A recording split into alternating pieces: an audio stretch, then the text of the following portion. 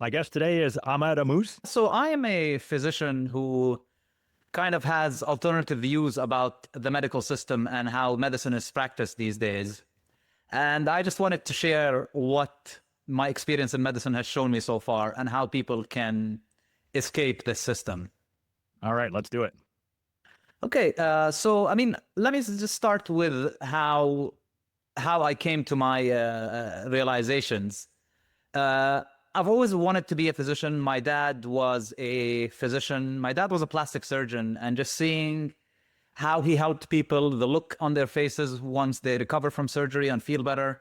He mostly dealt with burn patients, so he saw a lot of scary things, and he helped a lot of people. And that was my motivation to get into medical school. And I worked hard to get into med school. And then when I started medical school, my first year, in medical school, they bring us like mock patients, basically patients that have a certain condition so that we just see how this condition looks in real life. And I was still innocent and still trying to understand the system. And I would talk to these patients and I would ask them, so you've had this condition, say rheumatoid arthritis. How long you've had it? And they'll say, 20 or 30 years. And I'll tell them, okay, so how much you're taking the medications and you're doing what your doctor is recommending. How much improvement have you had? And they tell me, 15 to 20% or 30% improvement. And that was quite shocking for me. I've worked so hard to get into medical school. This has always been my dream. And I still have so many years of studying to do. And I'm only going to help people by, 20%. So that was kind of a depressing time for me. But through reading about things, I kind of started to understand that the medical system is corrupt. The medical system has been captured by the pharmaceutical industry. And this is the reason why we don't help people as much as we would like to. And this took me down the rabbit hole of understanding the medical system. And these are the findings that I'm going to share with you. Our modern medical system was hijacked. And this all started with the formation of the American Medical Association in 1903. So before 1903, there were several kinds of physicians. There were chiropractors, there were naturopaths, there were homeopaths, all sorts of physicians that practiced in a free market. There wasn't that much regulation, but the regulation was the free market. If a doctor wasn't helping people, people wouldn't go to him. Then in 1903, a collection of physicians came and formed the American Medical Association. And the goal of the American Medical Association was to standardize medicine so that all of medicine, the entire US, was practiced the same way. So that sounds great on paper, that we want to standardize things and make sure that everything follows certain rules and certain guidelines. But what actually happened is this American Medical Association had very strong ties with the pharmaceutical industry.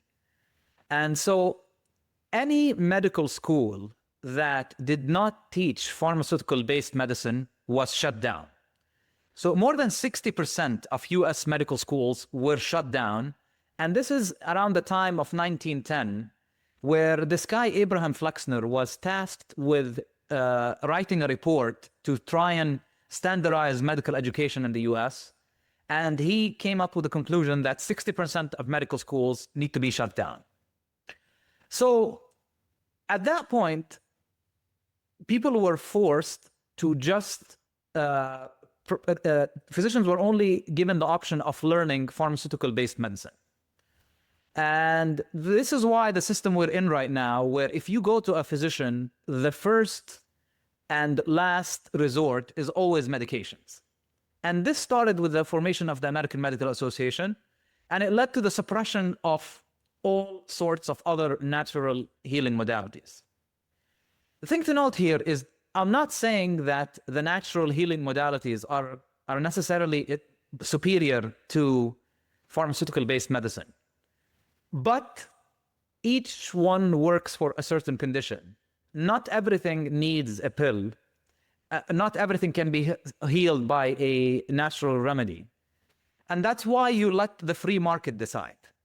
So if people have a certain condition and they feel like a herbalist would do them better, they'd go there and they pay the herbalist. If the herbalist doesn't work for them, they can always go back to the pharmaceutical-based medicine. But the formation of the American Medical Association and its backing by the government led to only one form of medicine being there on the market.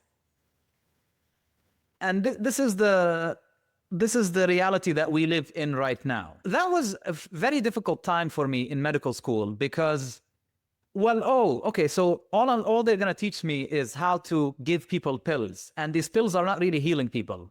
So what actually heals people? Lucky for me at that point, because that was a very dark time, difficult time in my career, because I mean, I've worked so hard to get into medical school and I'm not really helping people. Where do I go now? I thought a lot about quitting and just doing something else or picking another career. But thankfully at that time, I heard about the paleo diet. And the paleo diet is quite simple, is just eliminate foods that have basically existed only since the advent of modern agriculture and modern industrialization. And just by doing that, I cut out bread, I cut out sugar, I cut out processed foods. I felt immediately better health-wise. And I thought, well, if I felt so much better doing these things for my own health, and even though I thought I was relatively healthy, how would this help the hundreds of miserable patients that I see in the hospital who we tell nothing about for diet? And I started reading it online, and I found out that there are actually a lot of quote-unquote alternative-minded doctors who work on fixing people's diet, and they come up with results that are a lot better than what modern medicine prescribes. And so I went around and started reading about what the ideal human diet is. And some of the things I came about is the work of Weston A. Price. So Weston Price was a Canadian dentist who, in the early 1900s, traveled the world looking, trying to examine people's indigenous diets. So at that time, there was a lot of interest in vegetarian and vegan diets, that they are the ultimate healthiest diet. And he actually traveled the world looking at ancient cultures that haven't been touched by modern industrialization to see how these societies ate, to try and determine, he wanted to prove that a vegetarian diet is actually the healthiest diet for humans. What he actually discovered was actually the opposite of that. So he went into tribes in all sorts of places in the world, in the Amazon, in Switzerland, and he saw that what all these tribes had in common was that the basis of their diet was animal meat and fat. Without exception, they all cherished animal meat and fat. It was the cornerstone of their diet, and they also ate whatever grew locally and seasonally there.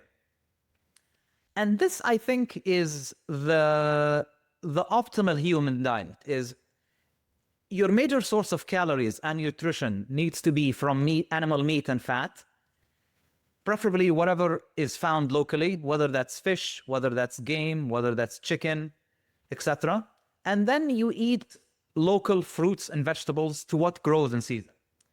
And the reason why eating what is in season is important is because the cues for your digestive system of how to handle carbohydrates, how to handle proteins and fats, depend on the light signals that your body gets.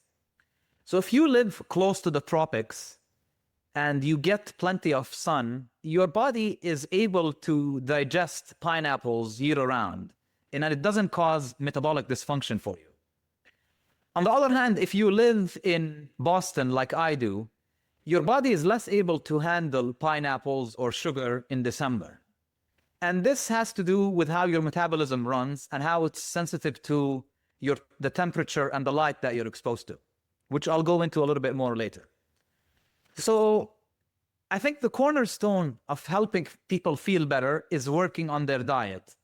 And this is something that, unfortunately, in medical school, I was taught nothing about. In fact, in my 4 years of medical education, I got one lecture about nutrition, and it was 40 minutes long, and it was just basically how to dose insulin injections based on what people ate. That's all the nutritional education that I received.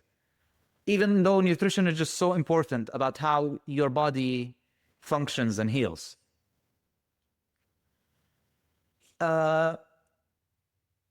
Whenever you talk about an animal-based diet, an animal meat and fat, the first thing that people bring up is, well, what about cholesterol? What about animal fat and heart disease?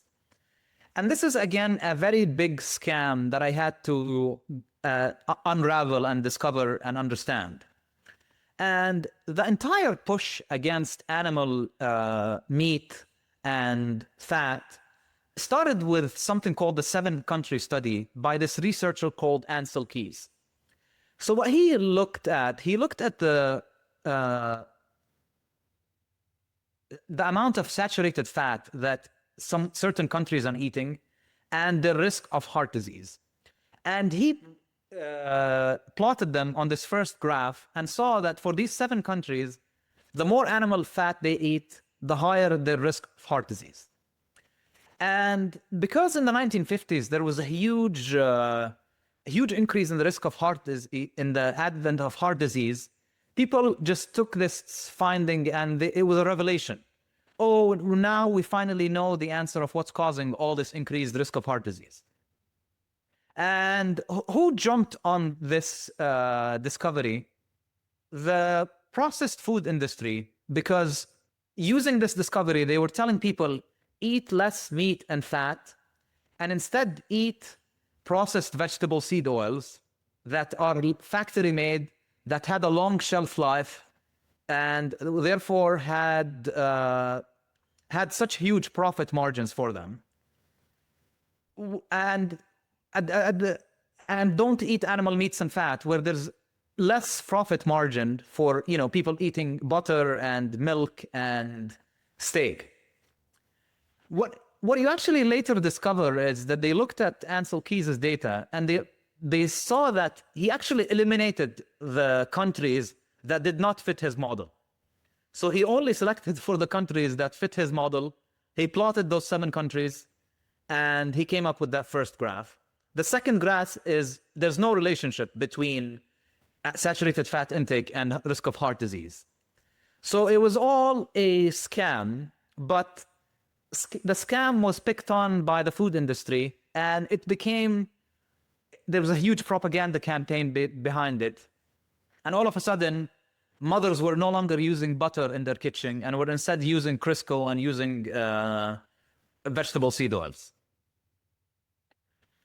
So what's the problem with vegetable seed oils?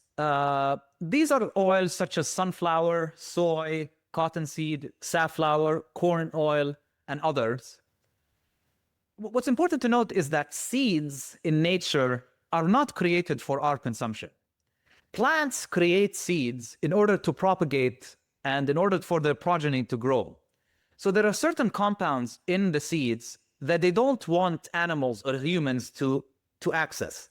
They keep them there so that the seed eventually is dropped off somewhere else, and these nutrients are used by the seed to grow the new plant. So in order to do that, the seed itself has a lot of compounds, poisons, to prevent us from eating seeds. And, that's how in nature we eat the apple, but we poop out the seeds. And that's what animals do, because there's no nutritional value in the seed. It's just meant as to grow future plants. So in order to get whatever nutrients are there in the seed, you need to use very high temperatures to heat these seeds. And what that causes is that all these fats that are in the seeds start to get oxidized and rancid. And these oxidized and rancid oils that have been heated to very high temperatures you need to deodorize them and clean them so that they're not repulsive for people. And that's when they use a lot of toxic solvents and deodorants. So it's a very highly processed extraction process. And the end result is a highly inflammatory food that affects every cell in your body. So using vegetable seed oils actually replaces the fat content in our cell membranes and in our mitochondrial membranes, and it affects our ability to generate energy in the cell. So it has disastrous consequences for every cell in our body. And the seed oils sort of became popular in the 1950s, and we've had an explosion in chronic disease since then. And this is probably one of the reasons why. Okay, so that's the first rabbit hole. The second rabbit hole is cholesterol and the entire fight against cholesterol. So the entire faulty data by Ansel Keys, it was hijacked by the food industry, and they used it to push their anti-animal meat and fat propaganda. Also, at that time, the Framingham study came out. So Framingham is a community in Massachusetts that's it's a small town, and they saw that this community tends to be healthy and they have higher longevity. So a lot of medical researchers went to started studying that community to see what's special about them. Initial data in the 1950s and 60s showed that people who had lower cholesterol levels tended to have less risk of heart disease. So again, that was a huge revelation at that time. And who jumped on that revelation? The pharmaceutical industry, who had just invented statins, or cholesterol-lowering medications. So statins, or cholesterol-lowering medications, are the highest-selling medications in history. And they are the first medications to be prescribed just based on a blood test, not based on any blood work, not based on any previous symptoms or health condition. And they jumped on this data from the Framingham study to try and frame that high cholesterol is the cause of heart disease. But what actually later on, results from the 70s and 80s from the Framingham study actually showed that higher cholesterol is associated with longevity. So lowering cholesterol actually made people live less. That's one. And cholesterol itself is an essential molecule in the body. It's a fat that's important for the function of the immune system, important for hormonal function, and important for your nervous system and how your brain functions. So statins, because they affect the levels of cholesterol in your body, have disastrous consequences on the body. And if you actually look at studies supporting statins, you see that in order to prevent one heart attack, you need to treat 200 people with cholesterol-lowering medications or statins. And so you're giving 200 people this medication, but it comes at a cost, because cholesterol is so essential to the body. And it is so essential because it affects something called the mevalonate pathway, which is actually involved in generating so many of the important compounds that your nervous system, that your cells need in order to generate energy. And that's why this medication has so many negative consequences on the body, including liver damage, muscle injury, diabetes, sexual dysfunction, lower hormone levels. And the scariest thing that I've seen is cognitive decline and dementia. And, there are just millions of people struggling with dementia in the US. And so many of them tend to be on statins. I don't think it's the only cause, but I've definitely seen a lot of older people get better once I get them off the statins. And so this is something very important that pharmaceutical industry and statin manufacturers don't talk enough about.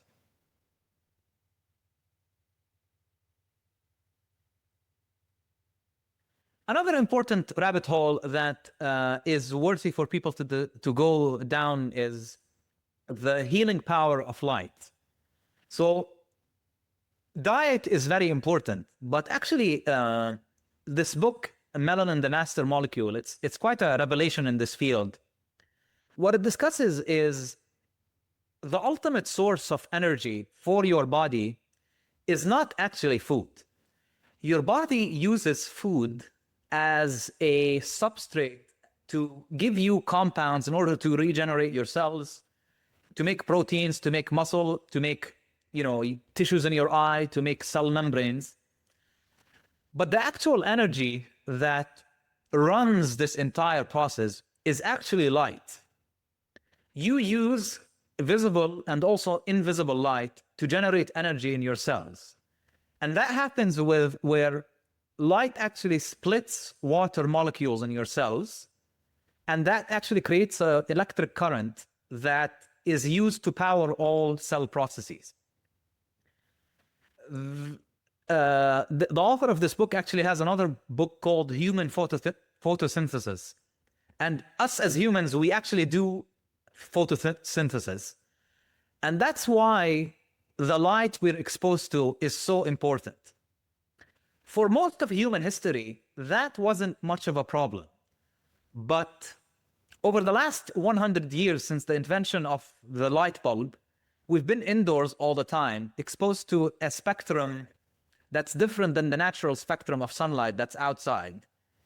And that has altered this cell energy generation process. So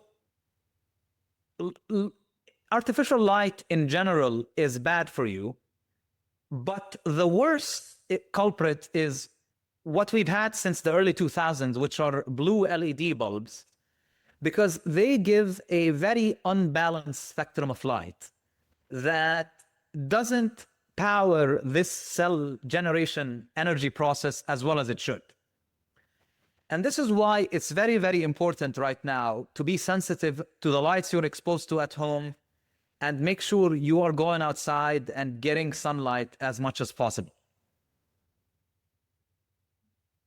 So whenever we talk about sunlight, the first thing people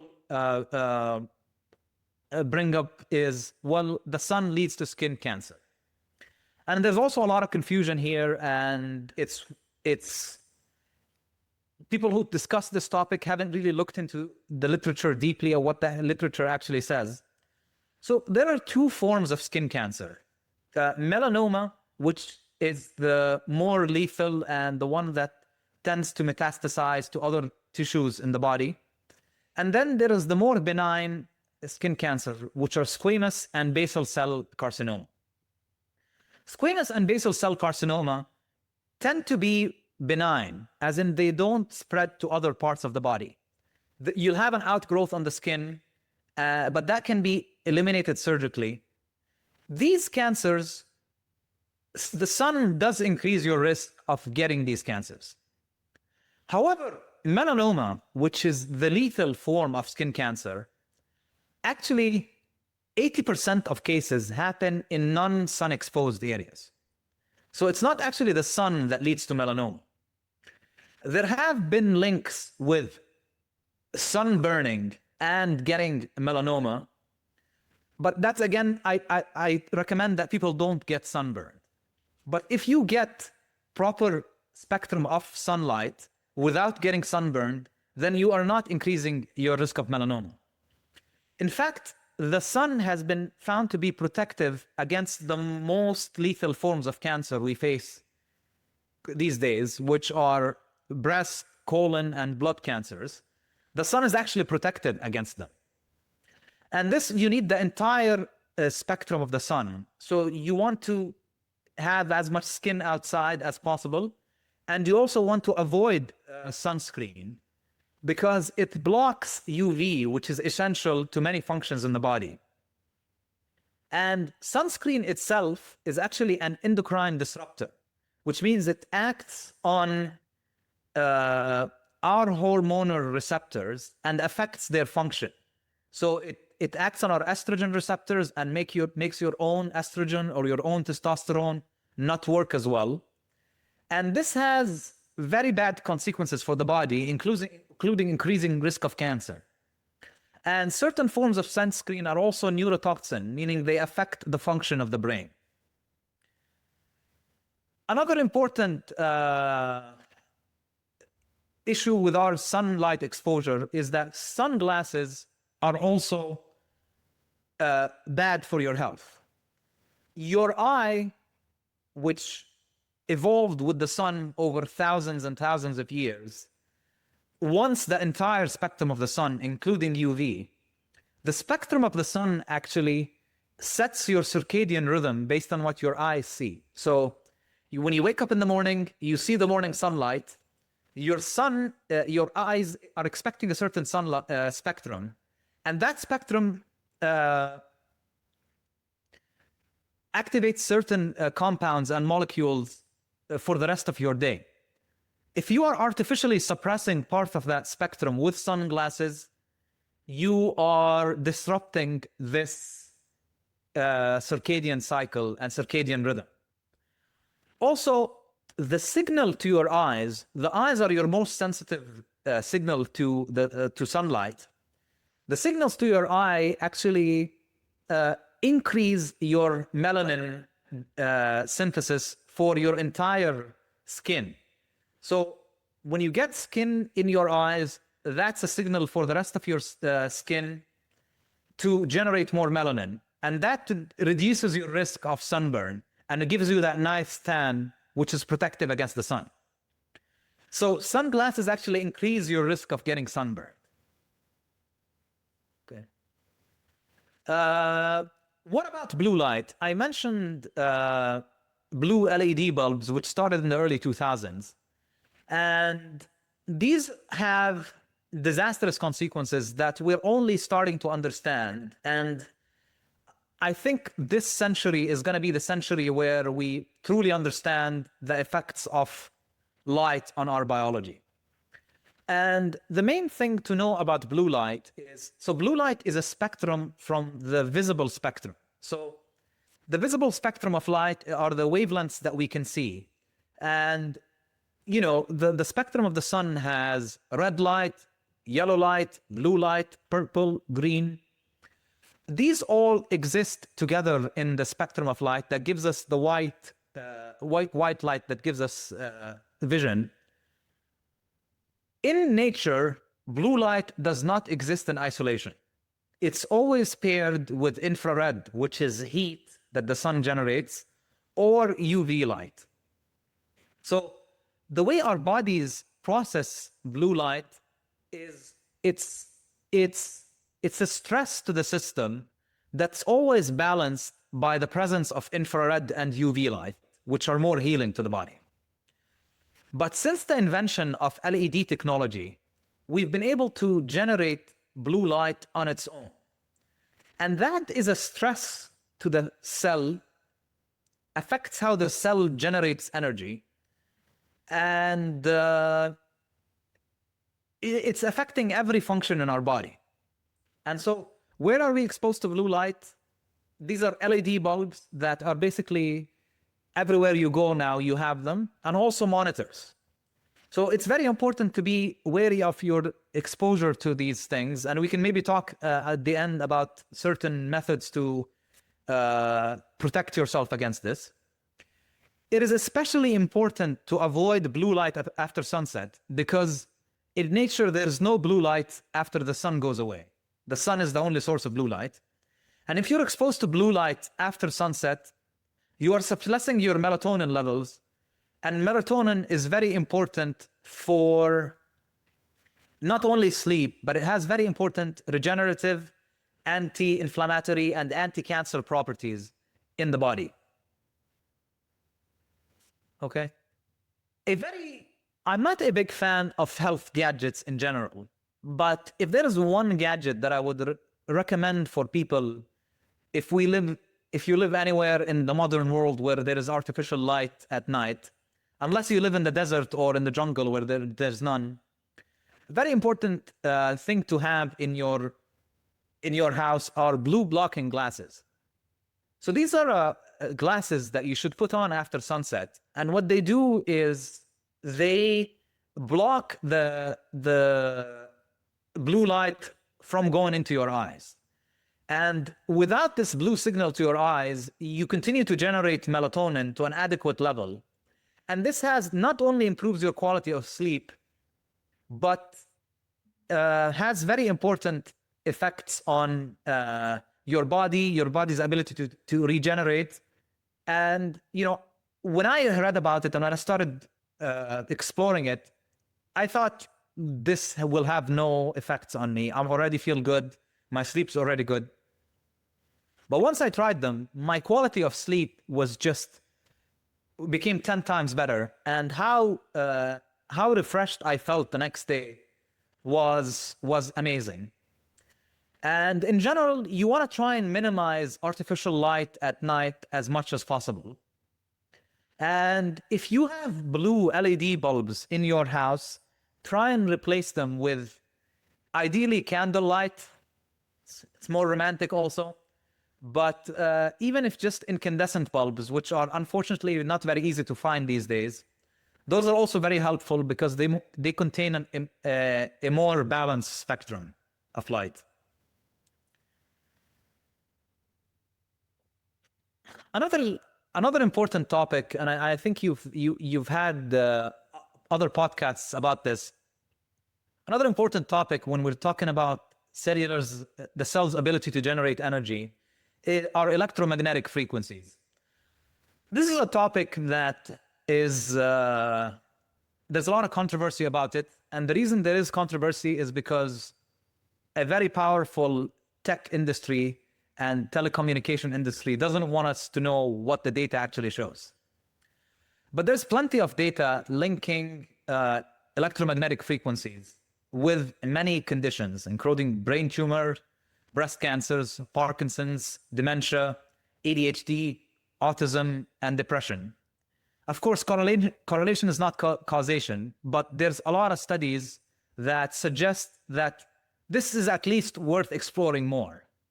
But unfortunately, telecom companies sort of have a monopoly on this, and nobody discusses this topic as much as it should be discussed. If we look at from the perspective of melanin, how I talked about how it uses water to generate an electric field, these electromagnetic frequencies disrupt this electric field in the cell. The cell is less energized because it's getting a different frequency from outside than the ones that it is generating. And physically, what it's shown in laboratory studies, it affects something called voltage-gated calcium channels. So in your cells, the ratios of ions or electrolytes are very tightly controlled. So it's very important that you have more calcium outside than inside. This balance is very important because it controls the electricity that your cells are able to generate. And you need electricity in order to power anything in your cell. So if you're exposed to artificial frequencies, electromagnetic frequencies from the outside, they actually activate these channels in your cell membranes, allowing calcium from the outside to the inside. And when that fine balance of calcium between the inside and outside is disrupted, it actually leads to increased inflammation in the cell and activates a lot of free radicals. And this is probably the mechanism that explains the negative effects of electromagnetic frequencies on the entire body. And so, each person is different. There are people that are more sensitive to this effect. It depends on your own genetics. It depends on your own lifestyle. It depends on how much exposure you're getting. But it definitely has negative effects on the body in one way or another. Some people are able to circumvent the effects of it actually affecting their biology, but it does have an effect in one way or another. we live in a world where we're surrounded by electromagnetic frequencies. So it's very difficult to avoid them. We need them in order to communicate. We need them in order for entertainment. We need them in order to fly. What I recommend to people is, the less exposure, the better. There are certain things, simple things you can do to help mitigate the EMF exposure. First thing is your living quarters. So if you live in a city, look around you, make sure that there's no cell tower directly on your building or on the building nearby. It sucks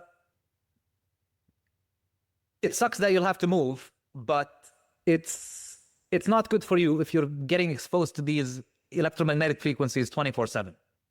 So that's something to consider. That's why it's always better to live in the suburbs or even farther away if you can. But do as much as your budget and your lifestyle can afford. Another important thing is your Wi-Fi router.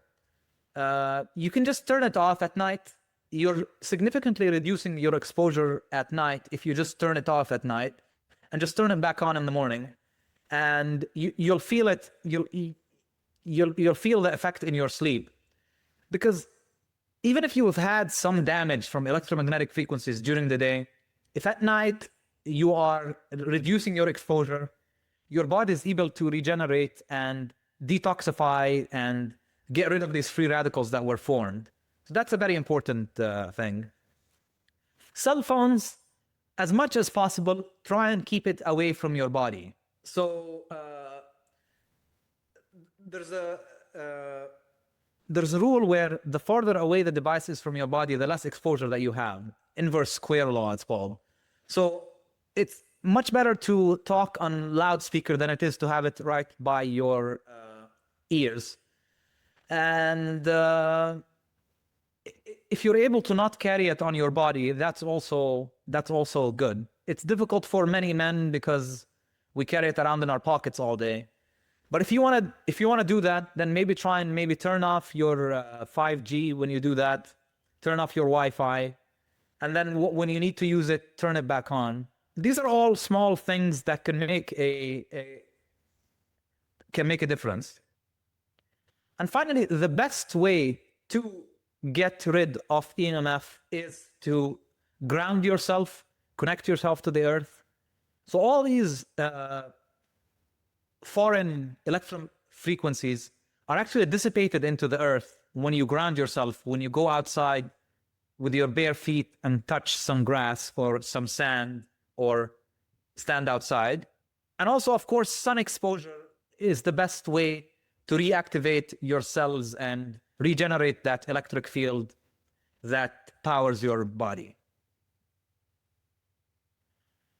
Those are basically the major rabbit holes that I've gone through since. One last one that I would that has to be mentioned because it's an important one.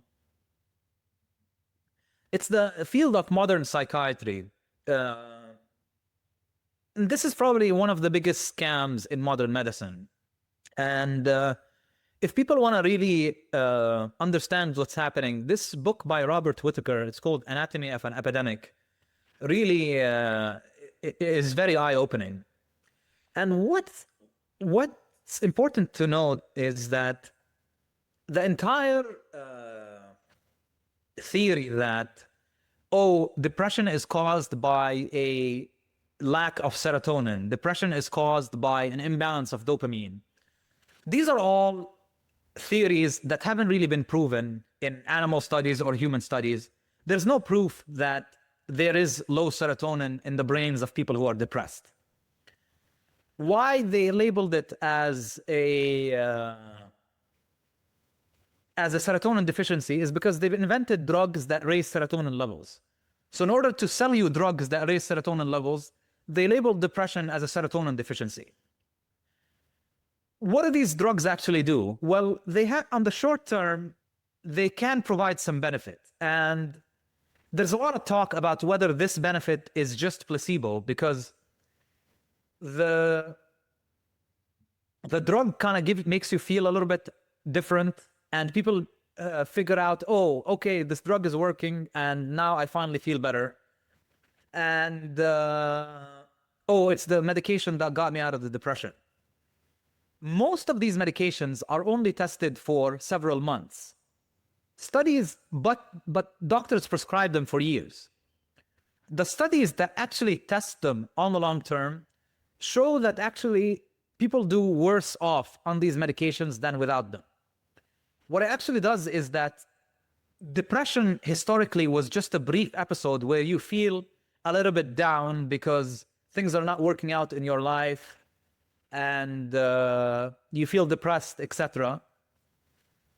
You snap out of it. But what these medications do is they actually cause an imbalance in your neurotransmitters, because now you're increasing the serotonin level, so your brain responds by decreasing your own serotonin levels. So then you become dependent on the drug, and the depression actually becomes a chronic issue. So you get dependent on the drug, and if you use them long term, they have often serious side effects that pharmaceutical companies don't talk enough about. So psychiatry is a very important toxic field that people need to be aware of, and there's a lot of resources out there to learn about natural ways to heal mood disorders rather than just toxic medications. And then these are some books that I recommend for people. They talk about sunlight, they talk about nutrition, they talk about cholesterol. And these are my contact information. People can find me on ammousmd.com or on social media at ammousmd. Okay. That was absolutely fantastic. I have a list of questions longer than my arm here. I live near St. Paul, Minnesota, above the 45th parallel. And in winter, it's hardly any sun. It's cold. Is there any value to having any sort of indoor light? Like I have a sunlight lamp here. Do you think those provide any value at all indoors? Yeah, so these are helpful, especially like on very dark days where you need to just know when the sun comes up. It helps with setting your circadian rhythm. But even on very cloudy days outside, you're still getting a lot of the important like red and infrared rays coming from the sun. So spending time outside, even when it's cloudy, is also beneficial. Okay, it's good for you, just like you have hardly any exposed skin, but just the sunlight reaching your eyes, that's an important part of it. That's good enough. Okay. And how about natural light coming through a window? Is there any advantage to that versus no natural light at all? So it's helpful because it allows the blue light in, which allows you it wakes you up. You know what time of the day it is. But it's, on the long term, if you're just exposing yourself all the time, it allows more of the UVA, not of the UVB in, which is a little bit inflammatory to the body. So I wouldn't do it all the time, but it can be helpful on dark days to wake you up. Do you have thoughts on us in this northern area taking vitamin D supplements in the winter, or multivitamins might be a different idea? Yeah, I mean, so the main benefit of sunlight is not just vitamin D. It's a lot more than that. So the vitamin D, while it will help with certain things, it won't solve the core of the issue. What I think is more important for people is to try and go outside as much as possible, even if it's 10 minutes a day. What I recommend is 10 minutes in the morning as early as possible. It's really like your entire metabolism is activated if you just go out in the morning, regardless of how cloudy it is. Your body just senses the energy of the sun. There's still a lot of rays coming through the clouds, and that helps. But some people feel better with vitamin D, and I'm fine with it, but it still doesn't replace going outside. And then how about the issue of sunglasses? Can they protect you from cataracts at all, or is that not true? The major cause of cataract is artificial blue light. Yeah. And what I only recommend sunglasses, of course, is if you're driving and you're looking directly at the sun, it can be annoying. or if you're skiing, because the reflection from the snow increases the rays that you're going into the sun. These are important. Or if you're spending a lot of time on the water, because reflection off a lake or something can also make the spectrum more. But if you're outside on a walk, you're actually harming your eyes more by having sunglasses on. Okay. Switching gears here, you talk about the benefits of fat. Like if we're just cooking hamburger in the past, you would kind of get rid of all the fat because it's bad for you. But it's okay. Do not drain it, I guess, and just eat that fat. Yeah, it's good for you. Animal fat especially is good for you. Different people tolerate different amounts. I prefer fattier cuts, and I think people need to be eating more animal fat in general. Yeah, no, same thing with whole milk is probably better for us than skim milk, for example. And for sure, real butter is better than margarine, right? I'm old enough to remember when they were saying margarine's the key, don't eat butter. Yeah. Yeah. Yeah. Okay. Do you have thoughts on exercise in general? Yeah, I mean, exercise is very important. I feel that most people complicate how much exercise they need. A lot of people that do exercise tend to overdo it. What I recommend is 1 to 2 days of, some intense form of exercise. I recommend weight training for everyone, whether it's body-based weight or with weights, dumbbells, or exercise bands. It's important you get some resistance training at least once a week. And then maybe the other day you can do some sprinting, you can do some running, or some other form of cardio that you like. I think that's important. I have seen a lot of people who overdo it. You're doing 5 or 6 days a week. That can be good when you're in your 30s, but getting to your 40s, your 50s, it's driving your metabolism. It's having a stressful effect on your body. And I do not recommend it long term. How about fasting, intermittent fasting, or even 3-day fasts? Are those good? Yeah, so very, very good for people. Very good if you have digestive issues. It kind of gives your gut a good break. It gets you into ketosis, which is very cleansing for the body. You get into autophagy where you're cleaning a lot of toxins in your body. It's good. I have seen a lot of people abuse it though, where if you're skipping breakfast every day, if you're only eating like in a 6-hour window, it sort of increases your stress levels overall in the body. So just be careful of that. There are certain people that, are couch potatoes and don't do much in their lives. They need some stress. But other people who are out and about and working out and eating right, fasting can be an extra stress that their body doesn't need. So it's important to balance it out. Should we be thinking much about our gut bacteria and trying to keep that healthy? Yeah, that's very important. The best way to do that is avoid processed foods, avoid white sugar, avoid seed oils, which not only damage the bacteria, but damage the lining of your intestine. So these are very important things. Natural things that help your gut flora regenerate are bone broths. Those are very good. And also fermented foods like pickles, like kimchi. These are very good for your gut. Is there any issue with using mouthwash and possibly that kills off some good bacteria that you want? Yeah, I'm not a big fan of mouthwash. What it does, it gets rid of the most beneficial strains of bacteria, and so it's only the wrong strains that now have a little bit more room to grow, and so that increases actually your risk of getting mouth infections, and also you're swallowing more of this bad bacteria. So. Okay, and then 3 more things, I think. Antibiotics or hand sanitizer or even ivermectin. Can any of those 3 things kill off good bacteria that got to watch out for? Hand sanitizer, I'm not a big fan. If you need to, just wash your hands because it's a more balanced way of getting rid of that bacteria. Also, like sanitizers kind of give you the illusion of cleanliness, but they don't really eliminate that much of the very bad stuff. So I prefer washing your hands because the actual process of physically removing things is more cleansing. Antibiotics, most doctors these days overuse antibiotics. So, only should be used as last resort. They're still necessary, of course, at certain conditions.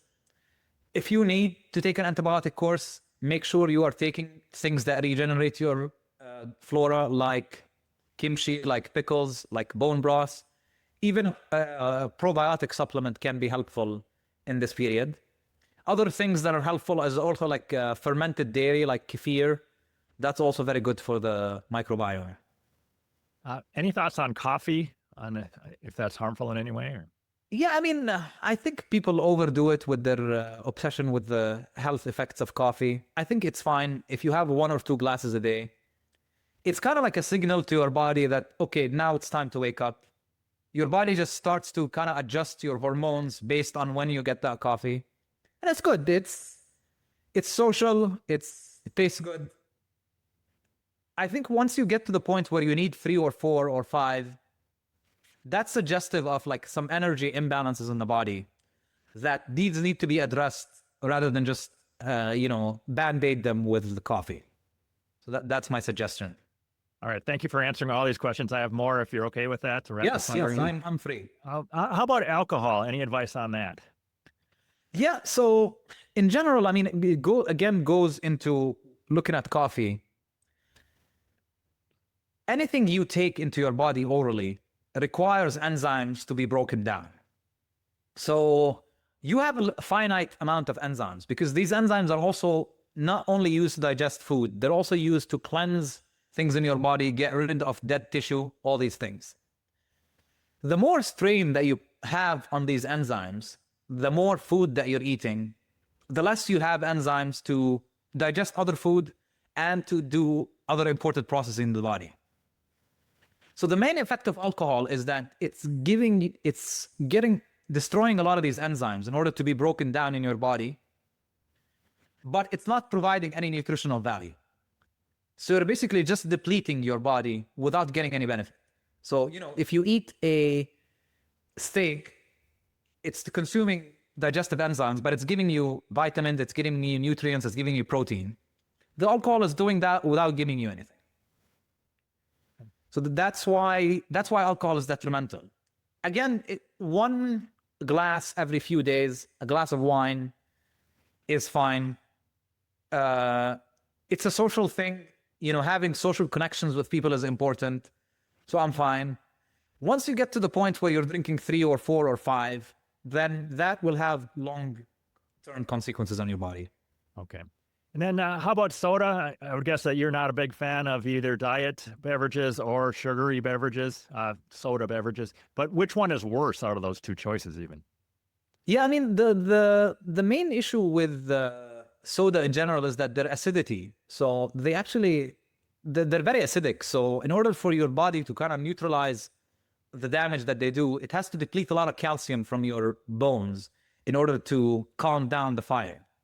And again, acidic things require a lot of enzymes to be broken down. That's why I'm not a big fan of soda.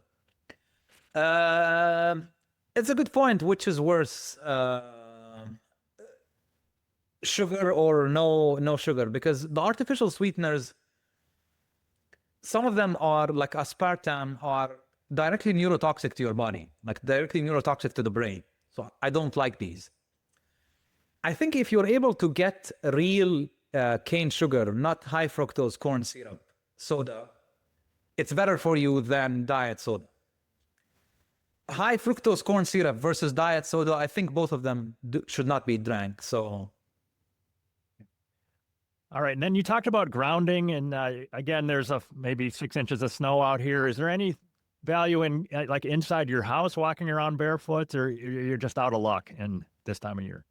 I guess it depends on if your house is connected to the ground, as in like if you're on a piece of land and what grounding material your house is made of. If it's a wooden house, you are grounding doing that.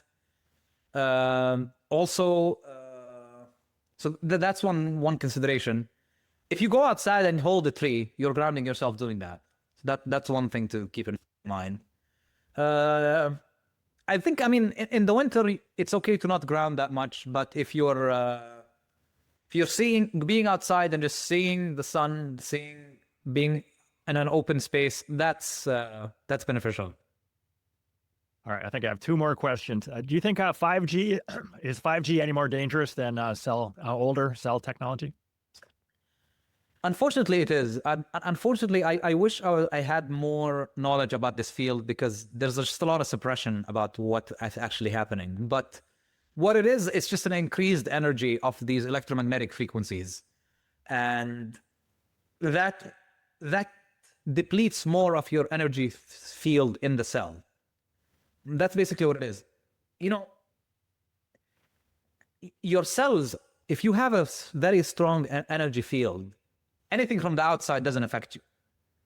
That's why, you know, yogis are healthy, or whatever you believe in. There's people that have just an internal state of Zen that is not affected by the outside. And that includes electromagnetic frequencies. You need more energy in your electric field in order to protect yourself against 5G versus 3G, if that makes sense. Okay. All right. And then how about low frequencies coming from wind turbines? Do you have any thoughts on that? I don't know enough about it, but I've heard that in general, these windmills emit a lot of radio frequencies. So you know more about the environmental stuff than I do. So okay. Anything else? We're up to our hour here. I really appreciate you doing this. Anything else you want to leave us with? No, I mean, it can seem a little bit depressing, understanding that we live in a medical system that's just so corrupt, and it's hard to know who to go to. But thankfully, we have the internet, so make sure you do your own research. Reach out for people that you feel have a little bit of a grasp about what is actually happening. Compare their viewpoints to other viewpoints of people that you trust. Don't take what your doctor is telling you blindly. Do your own research. But again, you don't have to be obsessed. Just doing the simple things, eating like your parents ate or your grandparents ate, being outside, getting some connection to nature. All these things have major effects on your health in a positive way. And think about the positive things that you can do for your body rather than the other way around. All right. And just double checking, you have a business, right, where people can reach out to you Yeah, so I see consultations online where I practice the kind of medicine that I like to practice. And people ask me a lot of things about their lifestyle, and I try to optimize it. So. All right. On that note, I will let you go, but thanks a lot for doing this. I hope to talk to you again soon. Thank you so much, Tom.